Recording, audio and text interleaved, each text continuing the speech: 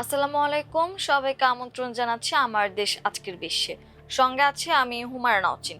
দর্শক, শুরুতেই জানিয়ে দেব সংবাদ শিরোনাম। ইরান মার্কিন আলোচনা সফলভাবে সম্পন্ন, জানালেন পাকিস্তানের প্রধানমন্ত্রী। ইসরায়েলকে আইআরজিসির কুডস ফোর্স প্রধানের কড়া হুঁশিয়ারি। সিন্ধুর পানি ইস্যুতে প্রয়োজনে ভারতের সঙ্গে যুদ্ধ হবে, পাকিস্তানের প্রতিরক্ষা মন্ত্রীর হুঁশিয়ারি। মুসলিম স্থাপত্য নিয়ে জারদারির অভিযোগ প্রত্যাখ্যান, পাল্টা জবাব দিল ভারত। দিল্লিতে ককরোচ জনতা পার্টির অনড় অবস্থান, শিক্ষামন্ত্রীর পদত্যাগ দাবি। দর্শক, শুনছিলেন সংবাদ শিরোনাম, এবারে বিস্তারিত।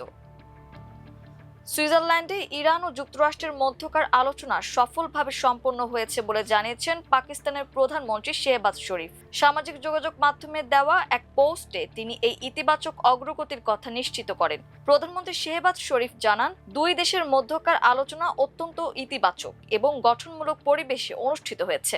এই বৈঠক থেকে বেশ কিছু উৎসাহব্যঞ্জক অগ্রগতি অর্জিত হয়েছে, যার মধ্যে রয়েছে আগামী 60 দিনের মধ্যে একটি চূড়ান্ত চুক্তিতে পৌঁছানোর লক্ষ্যে একটি নির্দিষ্ট রোডম্যাপ তৈরিতে সম্মত হয়েছে উভয় পক্ষ। রাজনৈতিকভাবে এই পুরো প্রক্রিয়া তদারকি ও দেখভালের জন্য একটি উচ্চ পর্যায়ের কমিটি গঠন করা হয়েছে। চুক্তি বাস্তবায়নের অংশ হিসেবে পরবর্তী ধাপে আরও বিস্তারিত প্রযুক্তিগত আলোচনা শুরুর সিদ্ধান্ত নেওয়া হয়েছে।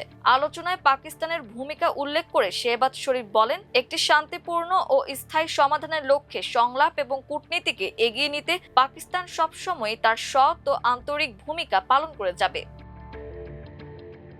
যুক্তরাষ্ট্র ও ইরানের মধ্যে চুক্তির পরও লেবাননে হামলা চালিয়েছে ইসরায়েল। দুই দেশের মধ্যকার চুক্তিতে লেবানন সহ সব ফ্রন্টে যুদ্ধের কথা থাকলেও তা কার্যকর না হওয়ায় ইসরায়েলকে অঞ্চল ছাড়া করার হুঁশিয়ারি দিয়েছেন ইরানের Islamic revolutionary guard corps আইআরজিসির kudos ফোর্সের প্রধান ইসমাইল কানি।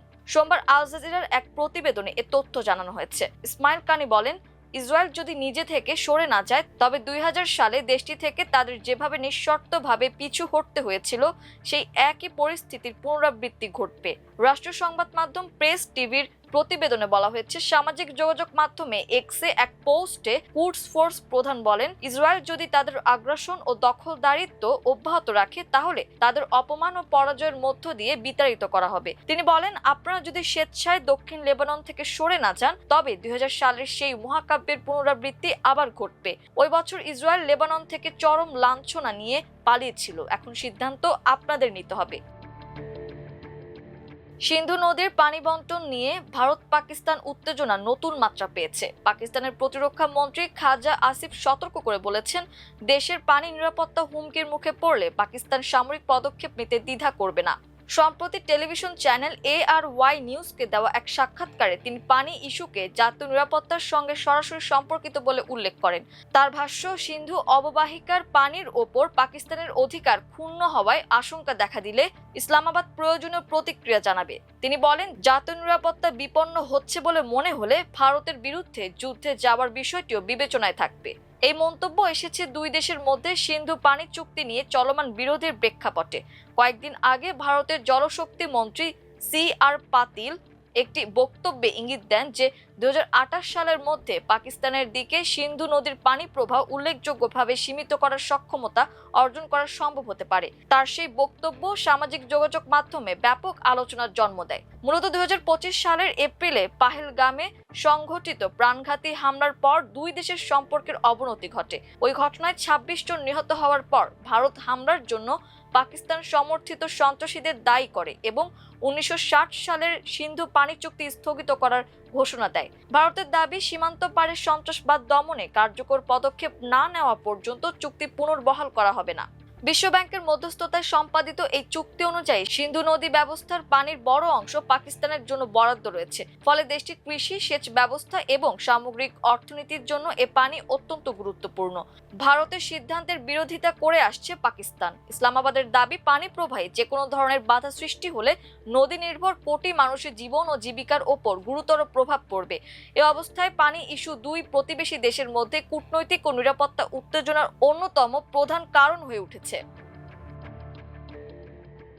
মুসলিম স্থাপত্যগুলোতে অব্যাহত বিশৃঙ্খলার বিষয়ে পাকিস্তানের প্রেসিডেন্ট আসিফ আলী জারদারির মন্তব্যকে প্রত্যাখ্যান করেছে ভারত। জারদারি এসব হামলাকে ঘৃণার বশে উদ্ভূত সুপরিকল্পিত রাজনৈতিক আক্রমণ হিসেবে উল্লেখ করেছেন। রোববার ভারতীয় সংবাদ মাধ্যম এনডিটিভির এক প্রতিবেদনে এ তথ্য জানানো হয়েছে।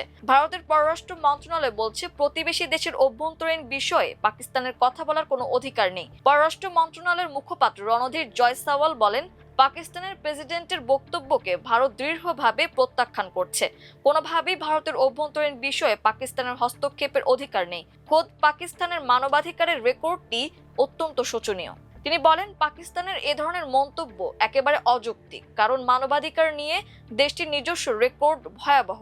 এজন্য তারা বিশ্বজুড়ে সমালোচিত হয়ে আসছে। পাকিস্তানের সংখ্যালঘুদের ধারাবাহিকভাবে লক্ষ্যবস্তু করা এবং নিপীড়ন চালানোর দীর্ঘ ও ভয়াবহ ইতিহাস রয়েছে।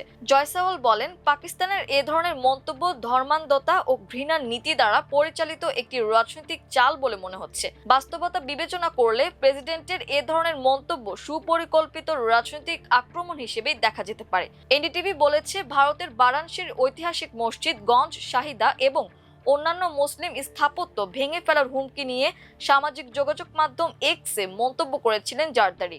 তার মন্তব্যের জবাবে ভারতে প্রতিক্রিয়া জানিয়েছে।